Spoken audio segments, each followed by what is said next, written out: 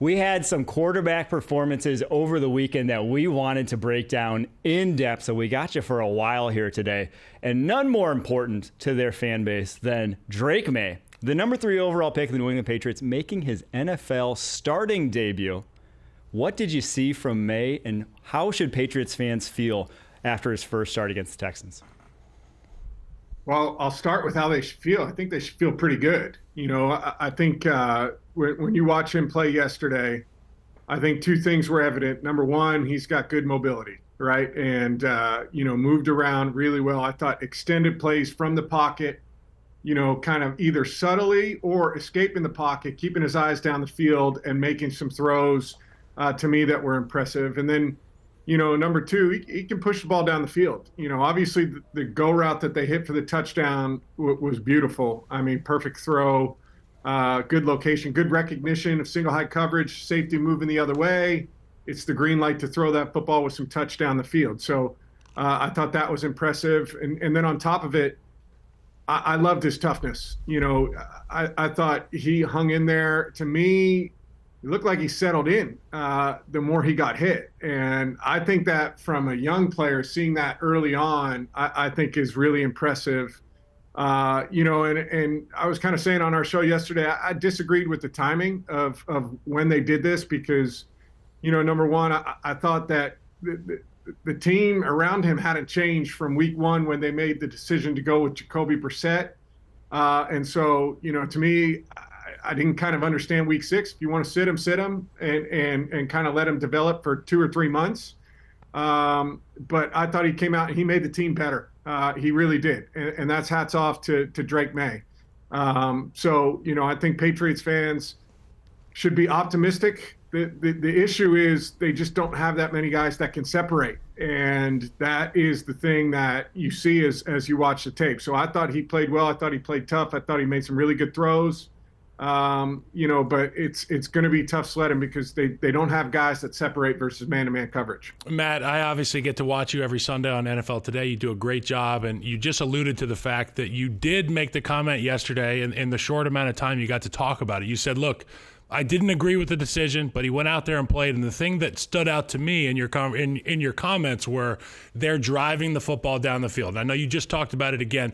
What does that do for the confidence of an OC when you say, okay, my guy can see what they're giving us on the back end, and he's able to deliver the ball down the field? How can we see this offense progress with Drake Maye under center? Yeah, I think I think you saw Alex Van Pelt as that game went on start to get a feel for what he was capable of, right? It's one thing to see it in practice. The game is a completely different thing. And so, I think early on, like even his first 3rd down play, right? He airmails that thing over the head on 3rd down, out of bounds.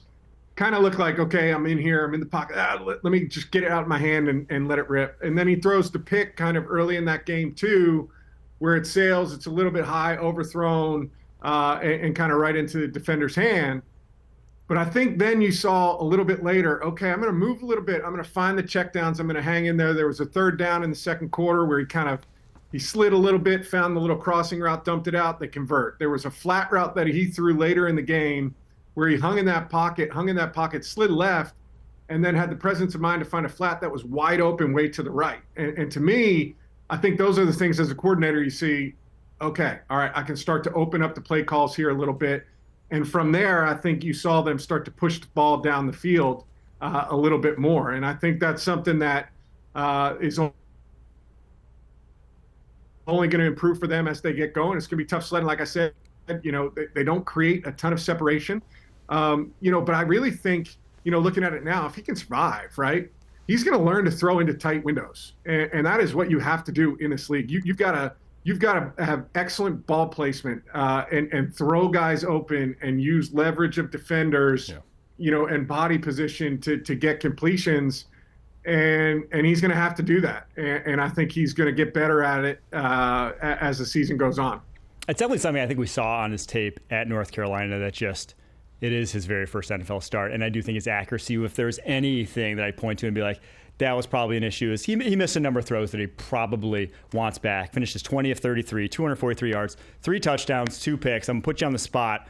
What grade would you give his very first performance here? Well, I think you grade it on a scale, right? I'd be an easy grader. I'd grade everything on a scale. I But like you as a coach. I think, yeah, when I needed it. When I was going through school, I needed the scale, man. So, you know, I look at it as first start, very good defense that you're going against. You turn the football over a couple of times. One, not really his fault. The fumble, I think, that's something he'll clean up. I say B, B, right around there. I think it's fairly solid. The thing that I think takes it from maybe a C plus to a B is the fact that I thought his footwork improved as the game went on. And I think that is something that is very, very underrated, right? And you don't see that from a lot of young players. And I think, to me, that spoke to, number one, his brain started to calm down, right? And you go back to your training and you get in the timing of plays. And I thought he did a very, very good job of that, as the game continued to progress. And so for me, it's a B. And I got to say this for the Patriots team. I know how important it is to have a guy in there that makes you feel like you have a chance. And people are quick to rag on this offensive line. And they haven't been a star-studded cast this year. But you get a guy like Drake Maye in there, and the level of play, the level of intensity, and the level of belief seems to go up a little bit. I'm excited to see this, and I'm glad to hear that you enjoyed Drake Maye's first performance as well. Yeah, one last thing to know, and then we'll move on to some other rookie quarterbacks that I wanted to highlight on the show this morning. Late in that game, sets up to a flat route, sees cover two, Derek Stingley. He sets him up, gets Derek Stingley to commit underneath, hits the whole shot right behind him. That was the pump. Is just, a lot of rookies, I think, come in the league and kind of throw routes as they see them on paper and think, throw it, see it, throw it.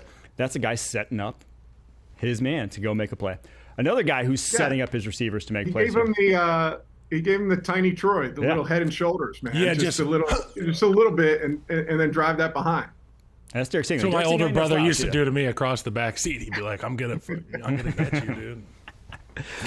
Another guy in this rookie quarterback class that we have to get to, Caleb Williams, number 1 overall pick. Such a slow start to this year, but it seems like since week 3 on, every single game has been better than the one before. And this one, 23 of 29, 226 yards, 4 tutties, 1 pick, 124.4 passer rating. First Bears rookie quarterback with 4+ pass touchdowns in a game since.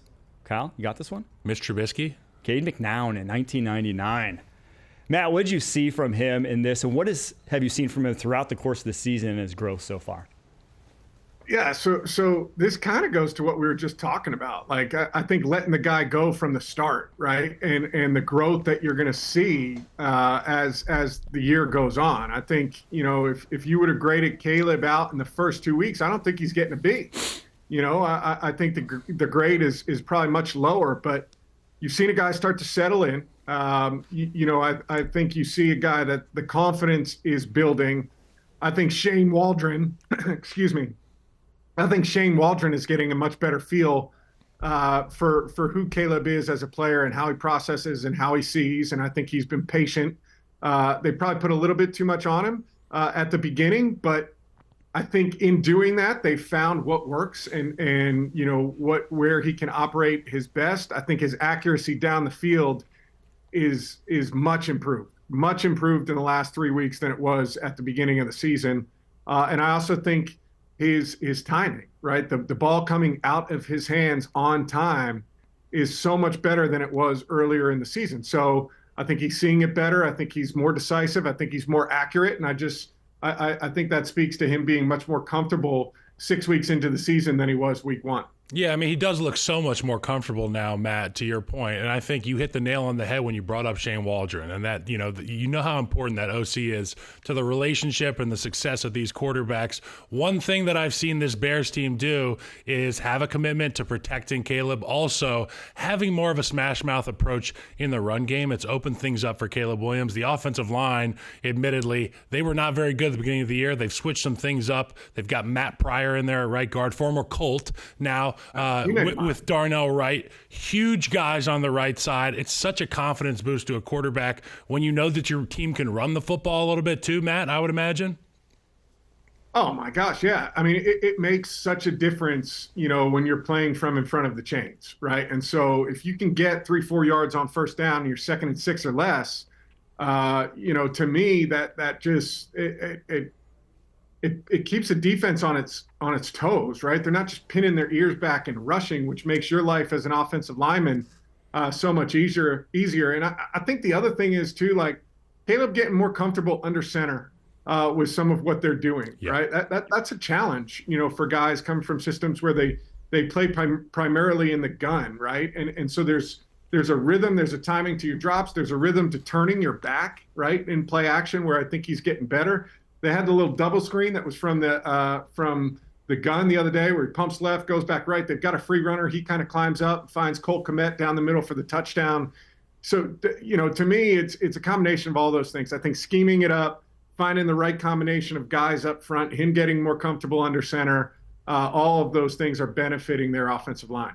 Yeah, the comfort level is it's so obvious right now with him. Compared, just weeks 1 and 2, even when things are breaking down, you see a more comfortable guy. Whereas like early in the season, the sort of second reaction plays he was known for at USC, he was sailing balls. That thing was flying out of a t-shirt cannon, coming out of his hand. You didn't know where it was going. Now it's like when things break down or when he scrambles outside the pocket, you're legitimately scared if you're a defense, not only as a runner, but he is hitting guys on the move, which you see the tools, man, that he has top of the NFL sort of arm talent, mobility that just you can build whatever you want around this guy. And I want to say this about Caleb Williams, too. He has the luxury of, obviously, a lot of people said this is the best situation for a number 1 pick going into the NFL. And they talked about the receiving core and the running backs and all this stuff. I want to talk about how damn good that defense has been and the impact it has on a quarterback, the pressure that it takes off of Caleb Williams, knowing that they do actually have complementary football, Matt. It's huge. I mean, when you can rely on guys on the other side of the ball to get stops, it kind of takes the pressure off of being perfect, right? And when you don't feel like you have to be perfect, you then end up settling in and just playing the way you're capable of playing. So I think that's incredibly, underrated. And the other thing I think that's important too is for young players, when you've got a defense like that, there's this hard realization when you're a top pick, right? I was the 3rd overall pick, and you come in and your whole life you've been the best player on the field, at every level you've been a part of.